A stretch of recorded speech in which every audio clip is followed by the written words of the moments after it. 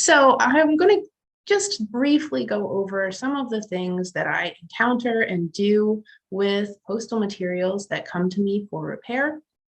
I'll point out some of the ways that what we in the museum and archives world call preventative conservation, which basically means proper storage, can help prevent or slow some of the deteriorative processes that affect paper goods. And then after Bill talks, we will both take questions. So feel free to ask questions if you have them. I hope you do. We always get really interesting questions after our presentations. And so I'm going to break this down by issue. So by problem that I might address. So one of the common problems is creases and smoothing. Now, a lot of creases are fairly superficial. This one was very deep. You can see in the top image that the text is kind of folded over and smushed on itself. So this one was not really one that would just be addressed by smoothing it with the Teflon bone folder or something along those lines. So what I did with this one on the reverse of this crease was actually to back it with some color matched Japanese repair paper so that it has sort of a substrate that is smooth to hold it in place and give it that support. Now, the longer it stays nice and flat, the more it will start to conform to being flat again, but it wouldn't really do that without some sort of support layer behind it, holding it in place. I work almost exclusively with Japanese papers. I do have some German papers and some Indian papers, but mostly Japanese. They tend to be the preferred paper for repair in the conservation restoration world. Many of them are made from mulberry, and it has very long fibers. So the paper can be very thin and also very strong because the long fibers are all woven together in making the paper. Whereas a lot of your printer paper or a lot of the day-to-day papers we work with have very short fibers. So they're easy to tear apart because they just don't have the sort of woven structural integrity of a Japanese paper. And because those fibers are so long and strong, I can have very thin papers that blend in or that can be put over writing, but you can still see the writing. So they have a lot of advantages to some other papers. Now, if I'm filling a missing segment, I might use a thicker paper that matches a little bit better. I also get various items that are torn in some way, and tears are usually addressed again with some Japanese paper and of course acid-free water-soluble adhesives. So we don't want our adhesives to cause deterioration over time, and we also want them to be able to be removed or undone. The conservation world currently, and for the past couple of decades, really pays attention to reversibility of processes. And some of that is based in practices that were thought to be a great idea mid-century, like laminating, that were realized to be a very bad idea later on and also very hard to undo. So I think the sort of scholarly world in this field has learned from that kind of experience and said, we think the way that we do it now is really good, and we've put a lot of research into it, and we're pretty confident that we're doing it right. But in 100 years, they might look at what we're doing now and think, they didn't know anything. That was insane. That was ridiculous. So if they know something better, then at least they'll be able to undo it and do it whatever the better way is. So that's definitely something that goes into this process. And if a change is going to be made that would be difficult to alter, that's something that I really want to think about and also talk about with the owner of the item to say, you know, we could do it this way and it might have this outcome, but it's permanent. What do we think about that? So, you know, there's a lot of thought and planning that goes into this to make sure that it's the best decision for the item in the long term. Here's another guy that was torn. You can see into 3 different pieces. And again, I was able, this is actually a small cover, so I was able to, on the interior of it, use some of that Japanese paper to put these segments back together. So sometimes it's also filling losses. Now the grayish blue cover on the left is worse than usual. That one's had a rough go of it. The one on the right is maybe a little bit more of a typical example of the amount of loss that something might have. And the one on the right is one where I might use a thicker paper to better match the texture and the color. Like I said, I don't only have thin Japanese papers. I have some thick Asian papers. I have some thicker German papers. So there are different pieces that will fit different places. I also will often layer those papers. So I might have a couple different layers of different colors of Japanese paper to get as close of a match as I can to the original color. The one on the left is actually a layering of a light blue and a light gray Japanese paper to kind of get close to that bluish gray of the original. And then of course, in backing it with those papers, I was also able to support some of those big tears that were appearing across that one. So, you know, I will say that the scanner is one of the more unflattering ways to capture philatelic materials because you have a very bright light that shines sometimes at a bit of an angle. So I don't feel like the things in the presentation generally look their absolute best, but you can see that the one on the left does look roughly rectangular and, you know, more or less blends in there. I also do a lot of surface cleaning. So this is a neat cover, maybe less exciting for our Canadian listeners, but the recipient there is a Mr. A. Lincoln in Springfield, Illinois. And this one was quite dirty, as you can see in the before picture.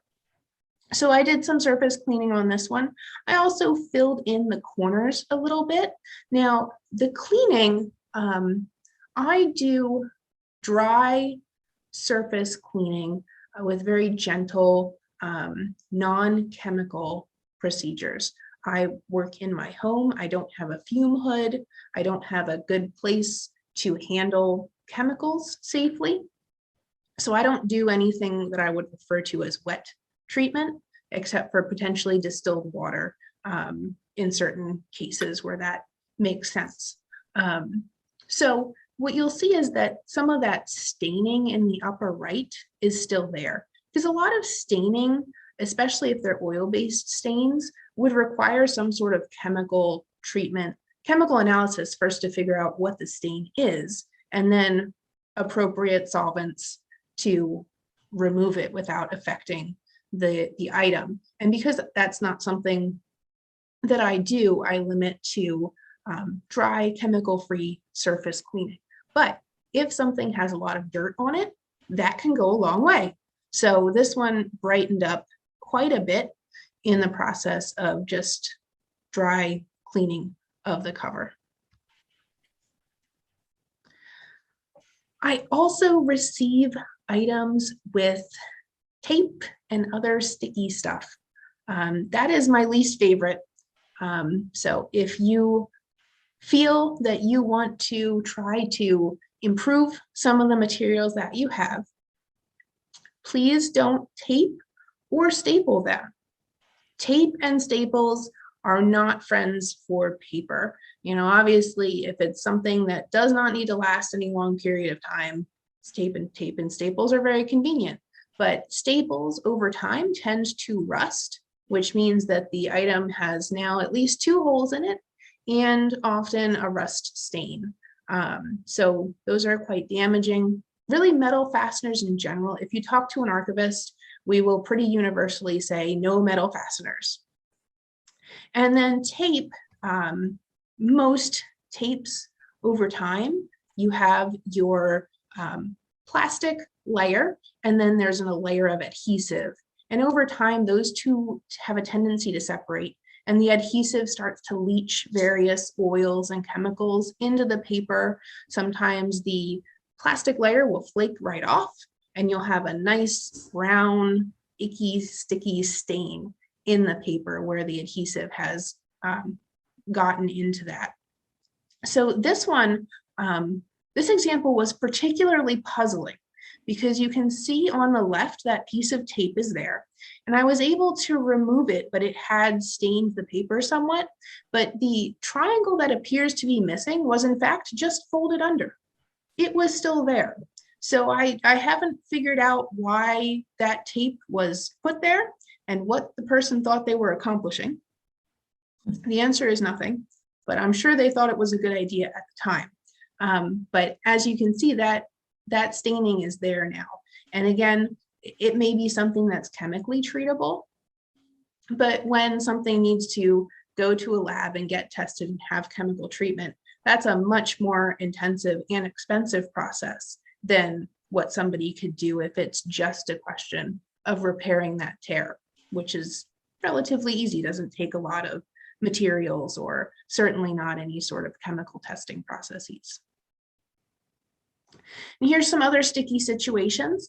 I do see that sometimes people will put Post-it notes on their covers, and Post-it notes, there has been research done by, I believe it was the Smithsonian, where they looked at Post-it notes, and the Post-it notes will leave small amounts of glue residue behind. Not a big deal in the immediate term, but 100 years from now, you're going to have little brown spots where that used to be, or maybe some other sort of damage depending on what the surface is. The one on top there had an old mounting piece from when it was exhibited stuck to it. And it turned out that it was 2 long pieces of double-sided tape holding it on there. And I was able to very slowly work it off of the cover. But what you can't really see, and what you really kind of had to look really closely to see, was that those 2 pieces of tape had left 2 lines across the back, where again, some of those adhesive had leached into the paper. So what I did was insert a piece of archival plastic into the cover so that while I expect in 50 years, it'll have 2 brown lines across the back, that won't have leached to the front of it. That plastic will serve as a buffer to keep that contamination from working its way through and leaving 2 brown lines on the front of the cover, which is generally what we really want to see. So one thing I want to note is that if you are working with a restorer, they should provide you with some sort of information of what they did. So I always send a treatment report with a completed order that gives just a really brief description, filled left corner, repaired the tear on the right side, surface cleaning with non-chemical methods. There's a note on there that says, adhesives are acid-free and water-soluble. And the reason for that is that, one, it's good to just have documentation of what's been done to your materials, but also if it gets dropped on the floor and stepped on and torn, or if something else happens to it and it needs treatment in the future, the person who's working on it will know that, okay, the left corner was filled previously and the person used water-soluble glue. So if I want to take that off, I can. Sometimes I receive items that have been repaired, but the collector and myself don't know what was used. So it can be a little bit more difficult because I would be guessing at, is what I'm going to do going to affect what someone else did? If they didn't do a very nice job of it, is it something that can be removed, or is it, super glued on there? So having that documentation can be really helpful. Now, as we're thinking about making covers look as nice as possible over time, good storage really comes into play. So when we're looking at a cover like this one, that one had mostly surface dirt, so dust and dirt that had accumulated on the surface. And that could be removed, but of course, storing it properly inside some sort of container is going to help prevent that. And it's going to help prevent some other things as well, because one of the things that damages paper is light. So keeping your collections in somewhere that is dark will help from that fading, or light can also encourage acidification in papers that have a high lignin content. We also want our storage conditions to be dry. Obviously, we don't want anything to get moldy. That's never good and never fun. So dry is very important. Cool is the third piece. So keeping things generally at a cool, or even if you live somewhere relatively warm and it's hard to keep things cool, consistent. So the more consistent we can keep the temperature, the better. So that means, just like if it's one of those days where it's 60 degrees in the morning and 90 degrees in the afternoon, it's pretty harsh on us. Paper, like any substance, is going to expand and contract and change as temperatures change. So having them in a relatively consistent environment, an archival box can help with all of these things, keeping it dark and dry and also insulating it against rapid temperature shifts. All of those are useful. Take a look at your storage area. Do you have your materials sitting under an air conditioning vent or next to a radiator? Well, that's going to be introducing some pretty intense temperature changes for your materials. So it's easy to fix, move it a couple feet away, and it'll really help insulate it from some of those intense changes and experiences. For those of you who don't know Jasmine, she always undersells herself.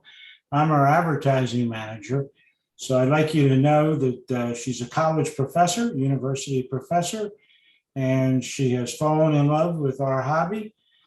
She's become quite the known restorer throughout North America and now worldwide. We have clients from Europe as well as North and South America, et cetera, including Canada as well. So the business is done pretty well. I'd like Jasmine to take about a minute, Jasmine, if you would. And we didn't press rehearse this, I apologize. But I happen to love the story of how we found each other to form this restoration company. Jasmine? Oh, sure. So my background is in libraries and archives. And a few years ago, I was the librarian of an archive that had a lot of historic materials, including a substantial postal history collection from a postal historian who died in the 1940s. And this collection had been at the Historical Society for quite some time, but was not really well described or arranged to be accessible to researchers.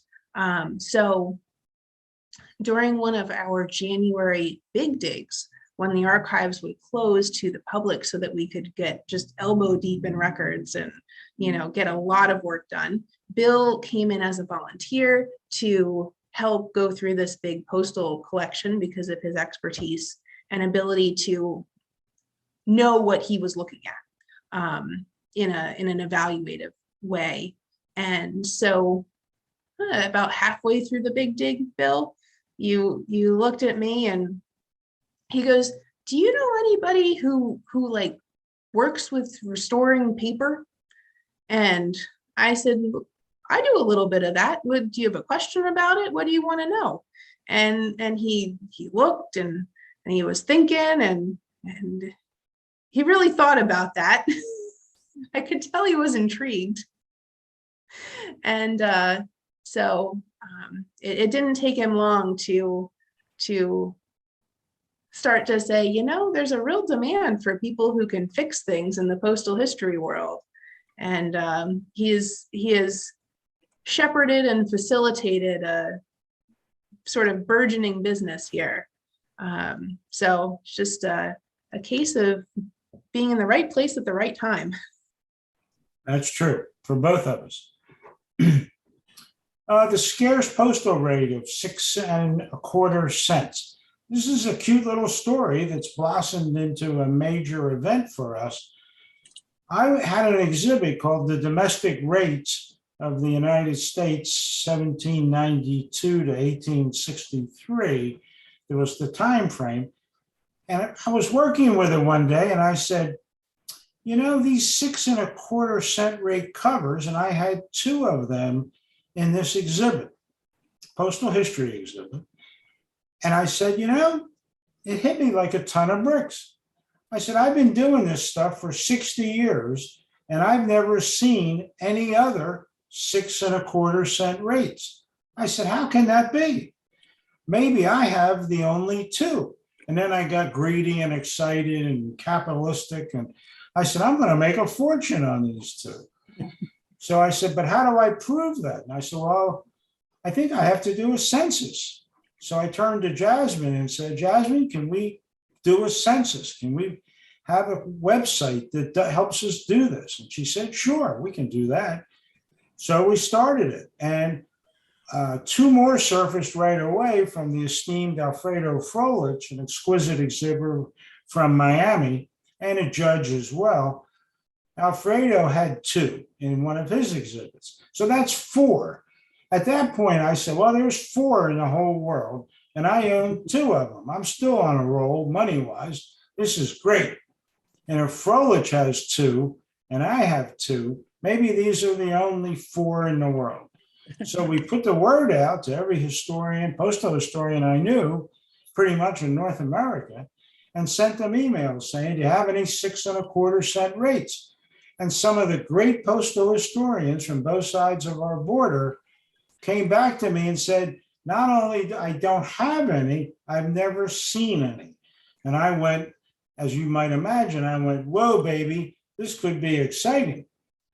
But that was in the first month or so. And I told Jasmine, this isn't going to be a lot of work because I think there's less than 10 in the world. And I'm hoping there's less than 10 in the world. Now, you need to know, I'm really using an illegal phrase, if you will. There is no 6 1/4 cent rate. The United States never, ever had a 6 1/4 cent rate, then or now. But in 1816, they had a 6 cent rate.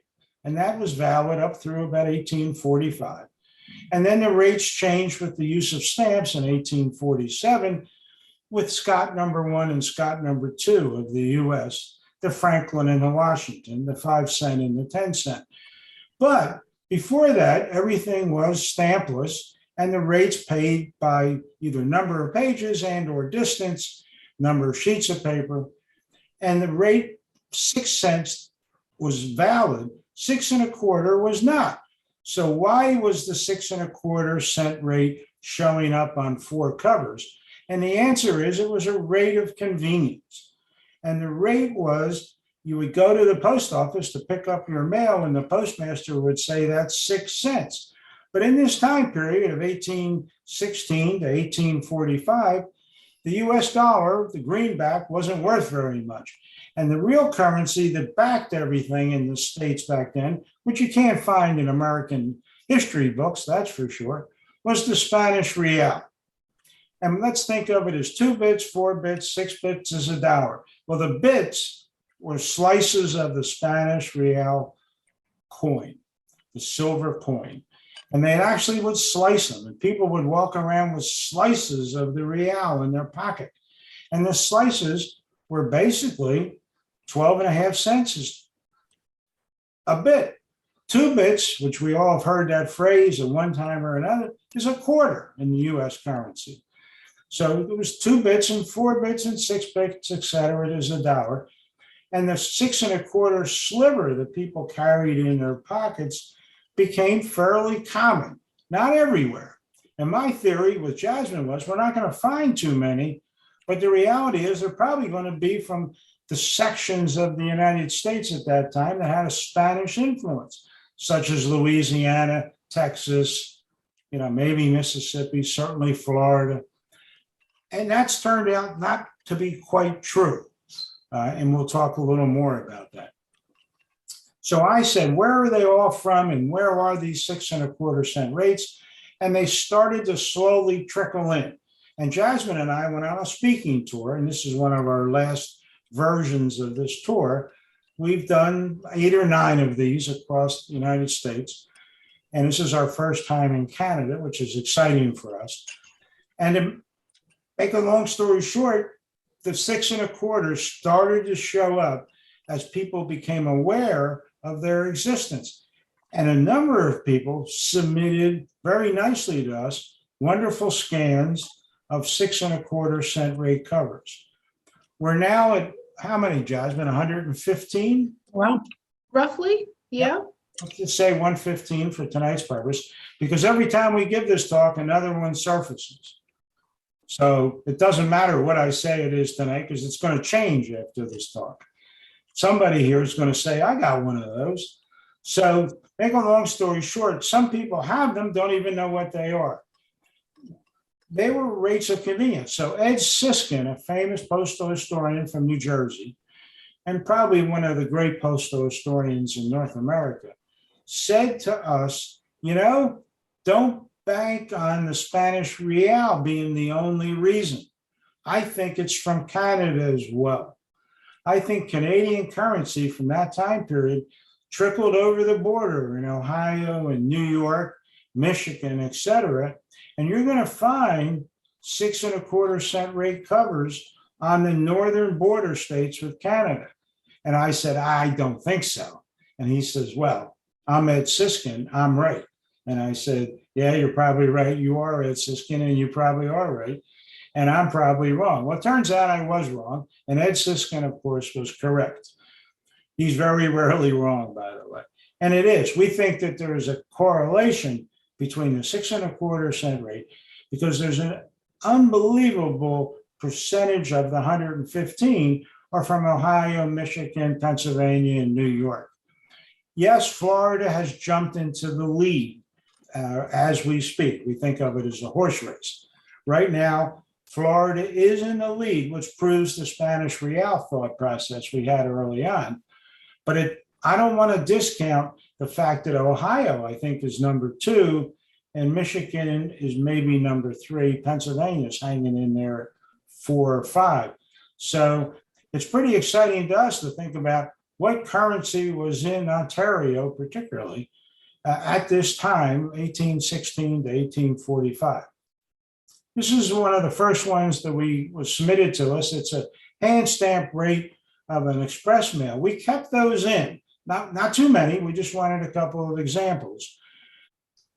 We broke the census up into 4 groups because I said, it's interesting. I think there's a correlation between obsolete currency, as it's called in the numismatic world, of demand notes. And is there a connection between post office demand notes, bank demand notes, and the 6 1/4? And the answer is, sort of. There's also private express carriers, mainly hail out of New York, the 6 1/4. We show a couple examples of those to be complete. But what we really wanted to focus on was showing examples of the banknotes and, of course, the postal history, the postal covers. And we now have in the census, after about 2.5 years, it's a slow slog now, of 6 1/4 cent rate covers. The banknotes, by the way, the demand notes, are actually more valuable than the covers in almost every case. These obsolete currency, and we'll show you a few of those tonight, are actually more valuable on the open market than the postal covers are. which bothers me, but what are you going to do? This was the one that started the whole thing for me. It was in my exhibit, and it showed the 6 1/4 rate adjustment, changing the rate from 18 3/4 to the proper 25, and they used 6 1/4. We've included some of the rate changes in the census because we think they're valid, a recognition that 6 1/4 really did exist.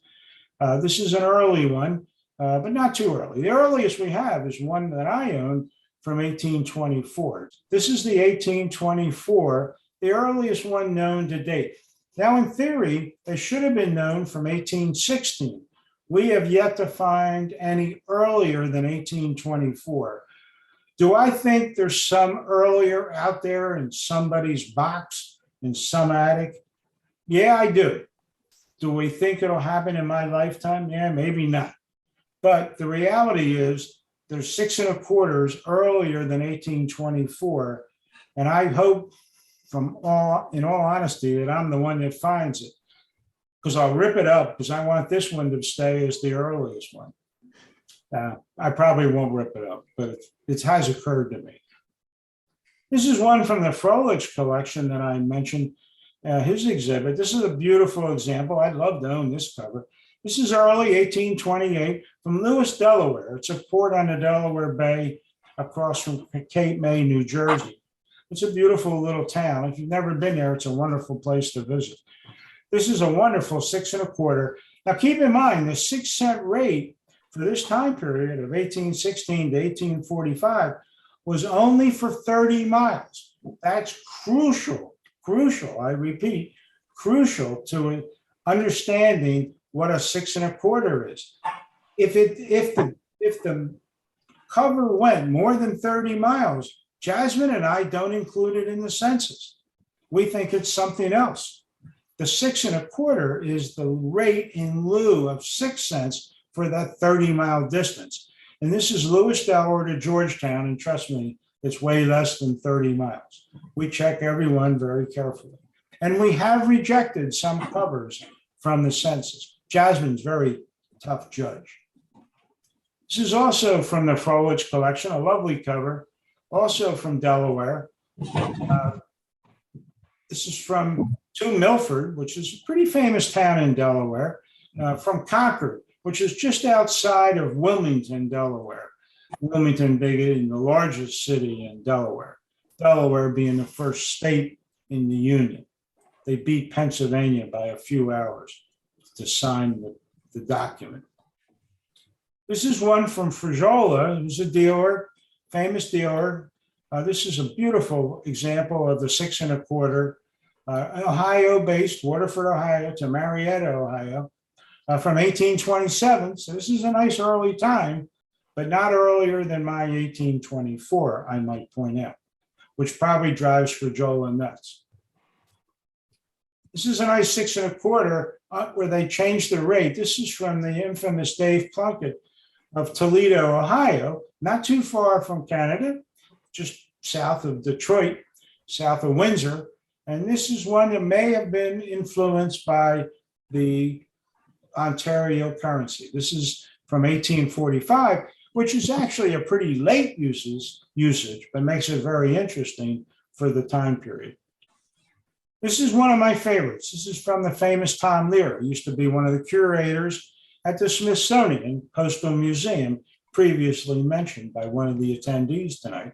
Tom's now retired and living in Florida, near Orlando. And Tom discovered this one. This is a beautiful Tallahassee 1831 from Florida to Quincy, Florida. This is a beautiful cover when you see it in real life. The Tallahassee oval marking is wonderful, etc. But it also is the only one that matches up with a demand note. This is it. We've only proven one correlation between demand notes and post offices directly, and that's this Tallahassee Banks and Post Office of Tallahassee, Florida. Tallahassee, of course, is the capital of Florida. This is a very simple one, but lovely 6 1/4 manuscript from North Carolina, Fort Defiance, Wilkesboro. Wilkesboro is famous in the world of race cars. NASCAR has a race in Wilkesboro, North Carolina. Not that anybody really cares about that, but I thought I'd mention it. The 6 1/4 rate here, submitted to us by the famous Tony Crumbley. What makes this interesting to me is famous postal historians have come out of the woodwork and they go, oh my God, and their response is usually, oh my God, I have one. I didn't know I had one. So the census is not only recording what the population of these covers are in the world, it's also forcing people to take a hard look. I think because of the census and our talks and our writings about this, I believe that we're finding 6 1/4 that were unknown to most people, and if they owned it. This is a classic example of a demand note from that time period, obsolete currency, 6 1/4, which proves the 6 1/4 rate for currency existed. Now keep in mind, there was no 6 1/4 rate post office rate. Never, ever, ever. This is from 1837. Jasmine loves this one because it says in the bottom right, payable in mint juleps. Now you got to like that. Now the question is, how many mint juleps did 6 1/4 cents pay? Our guess is more than one because it's plural, but that's about all we can say. But based on deciding what 6 1/4 cent was worth in Baltimore in 1837, we think you could get 2 or 3 mint juleps for 6 1/4 cents. This is submitted by Bob Megan, who lives near Buffalo, by the way, which is interesting, adjoining, the Canadian border. This is a 6 1/4, though, from Pennsylvania, the Schuylkill Bank, a fairly famous bank in the Philadelphia area, from 1815. Now that's before the 1816 rate. So the 6 1/4 currency existed before any known uses of the 6 1/4 postal history cover, which makes this kind of exciting. Bob's a judge and a good exhibitor from the Buffalo area. This is a 6 1/4 demand note from Tallahassee. This is the only one that matches up a demand note to the cover. But what makes this spectacular, and I mean spectacular, and all you postal historians there ought to get pretty excited over this, it says payable to the bearer 6 1/4 at the post office, right there on the demand note. So they were printing currency to be used at the post office. This is pretty exciting stuff, guys. Pretty exciting. And pretty exciting. This is probably the last one we're going to show you. This is a hand stamp, not a manuscript, of a Hales Express from New York to Boston, 6 1/4. Now, keep in mind, we included this just to show the rate because it's such a beautiful hand stamp marking. But New York to Boston is 200 and some miles, not 30 miles. So this wasn't paying the rate. This is a fee charged by Hales Express in 1844, before the rate change of 1845. So this was private express carrier markings, if you will. But you got to love that 6 1/4 marking. I like to own a bunch of those. Okay, that completes our talk.